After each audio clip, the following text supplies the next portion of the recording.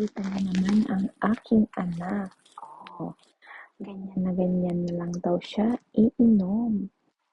Ayan. At the same time, ang sabi niya, para na daw malinisan na din ang kanyang kamay. Ayan. Diba? Ang galing-galing niyan.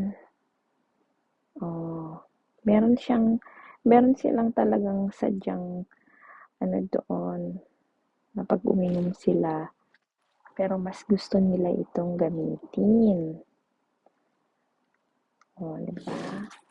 Ikinig pa yan. Oh, ang galing talaga ng dingding ko.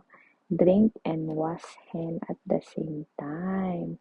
Bye everyone. Enjoy. Please like at paki-subscribe na rin po at click po ang bell button.